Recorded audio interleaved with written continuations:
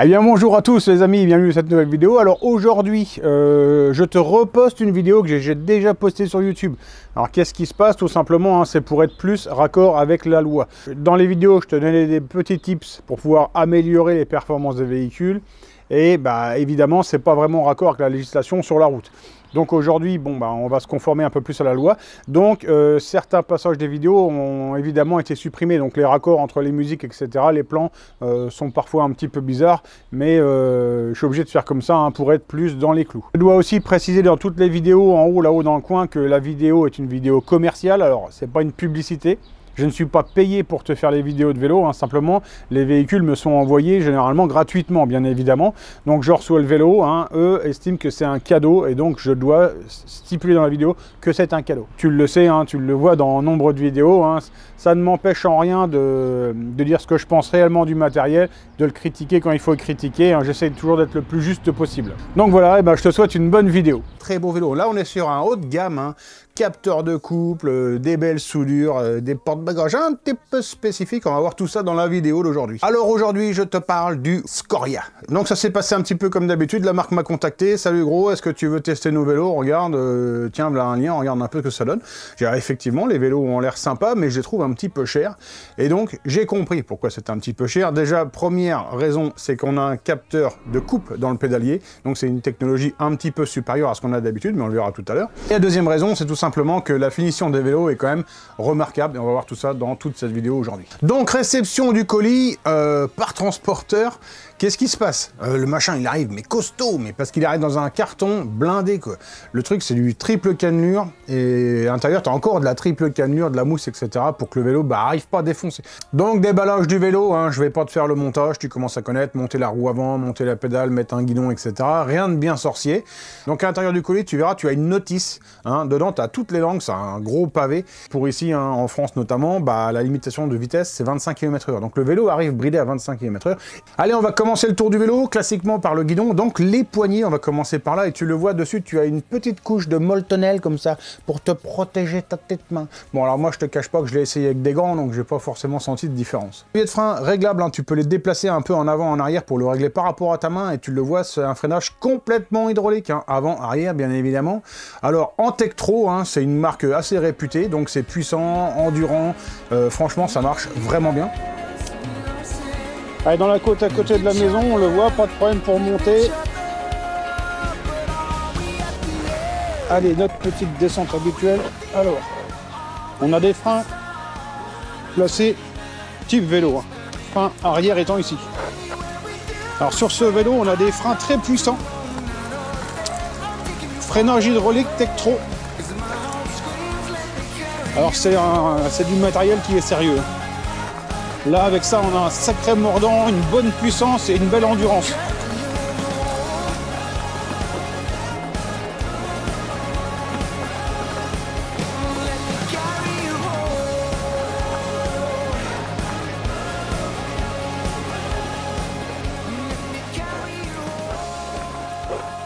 Le compteur a un écran TFT, un petit peu de téléphone, hein, tu vois, avec des animations et tout. Franchement, c'est un compteur qui est très joli et il est surtout super lisible. À côté du sélecteur de mode d'assistance, tu le vois ici pour nous, c'est une sonnette. Alors, elle a une forme un petit peu particulière, j'en avais jamais vu une comme ça, donc je trouve vraiment sympathique. Et il faut savoir que cette sonnette, dans d'autres pays, est remplacée tout simplement par la commande d'accélérateur. Donc cette commande d'accélérateur, pour nous en France, elle n'est pas livrée avec le vélo, tout simplement parce que c'est interdit. Normalement, c'est dans cette situation-là que l'accélérateur au guidon est vachement bien. Simplement parce que ça t'aide à repartir. Hein. Bon, ici on a le capteur de coupe dans le pédalier, mais effectivement, hein, ici tu vois je suis en première. Si j'appuie dessus, le vélo part tout de suite. Donc ça va, ça fait quand même bien le boulot. Ah, tu sais, en France, il y a beaucoup de lois comme ça qui t'interdisent de faire pas mal de choses. Mais bon, c'est pour la sécurité, donc tu peux pas... Il faut toujours penser à la sécurité. Côté du guidon, tu vas retrouver le sélecteur de vitesse, Shimano, grand classique. Bon, bah ça marche très bien, hein, aucun souci. Donc tout ce guidon est une forme un petit peu particulière, type BMX comme ça, donc ça donne un petit look un petit peu sympa. C'est monté sur une potence Zoom, qui elle-même repose sur un jeu de direction, tu le vois, qui a été travaillé hein, avec des petits fraisages et tout. Alors évidemment, en termes de technique, ça change rien. Hein. C'est pas pour ça que le vélo va être mieux, va marcher mieux, va être plus performant. Mais ce qui est sûr, c'est que ça donne quand même un look sympa. Tu verras sur ce vélo, il y a plein d'éléments comme ça sympas qui ont été poussés un petit peu plus loin que d'habitude. Allez, on continue à descendre sur la fourche, donc une jolie fourche costaud, d'un côté avec un réglage pour régler tout simplement la précontrainte du ressort, hein, donc pour pouvoir avoir un vélo un peu plus souple ou un peu plus dur suivant le poids du pilote qui est dessus, et de l'autre côté, tu as un sélecteur en fait cranté qui va te permettre de ralentir plus ou moins la vitesse de déplacement de la fourche. Alors on continue à descendre sur la fourche, donc on arrive sur l'ensemble de la roue complète, hein, donc une roue à bâton en aluminium, et donc le pneumatique, lui, Kenda Fat Bike, hein, donc roue de 20 pouces et 4 pouces de large, hein, du gros pneu ballon.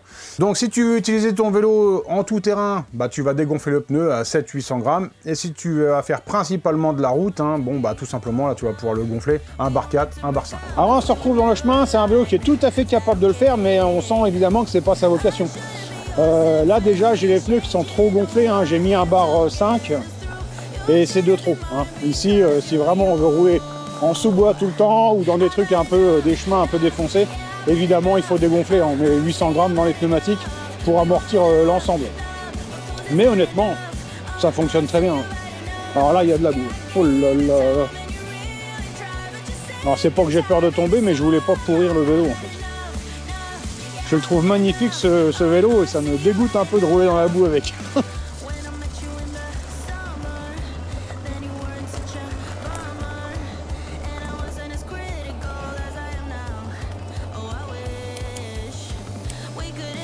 Voilà, donc encore une fois, tu vois, il n'y a aucun problème. Je veux dire, ça franchit, ça monte dans la boue, tout ça, mais c'est pas fait pour.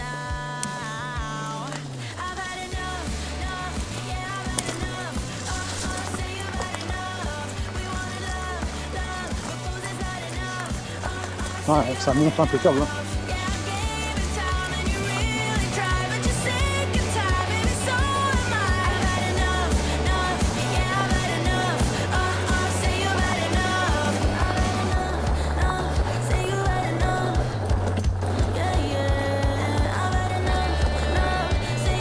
Alors ça va paraître un petit peu bateau, hein, ou bidon pour les plus sportifs d'entre vous.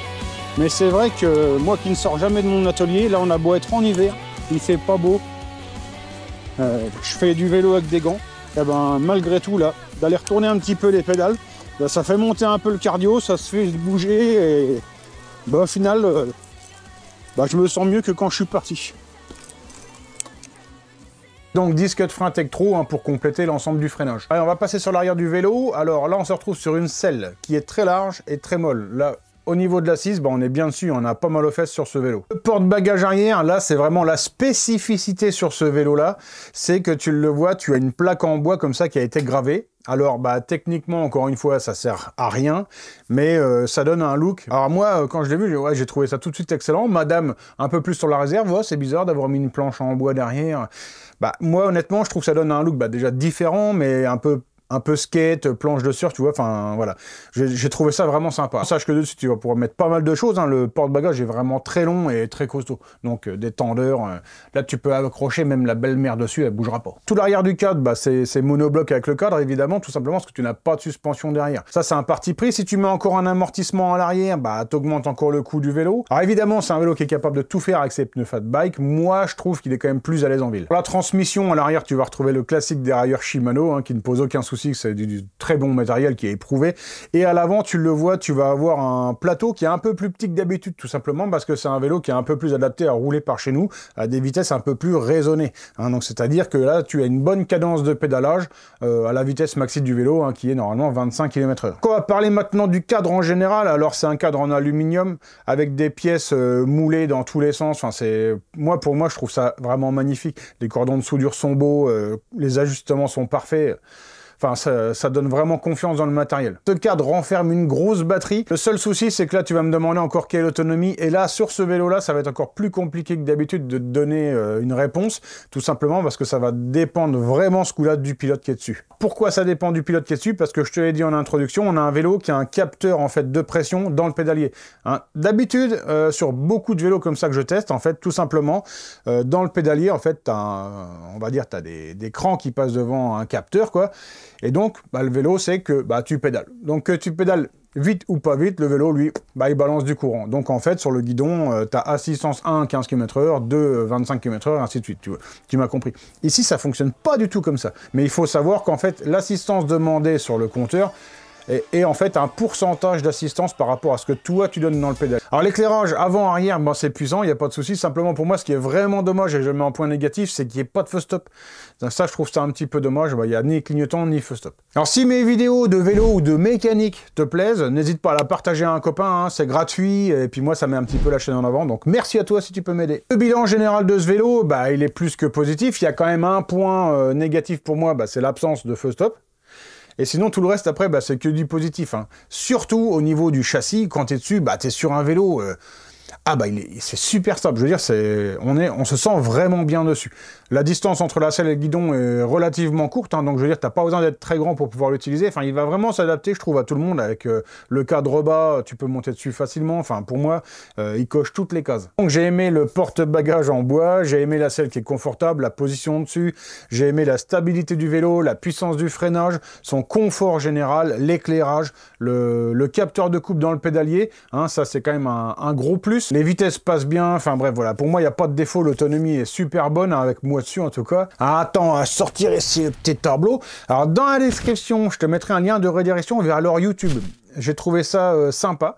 Tout simplement, bah, ils ont fait une notice vidéo de montage du vélo. Hein, si tu veux, Scoria, bah, tu cherches, top, Scoria, le montage complet.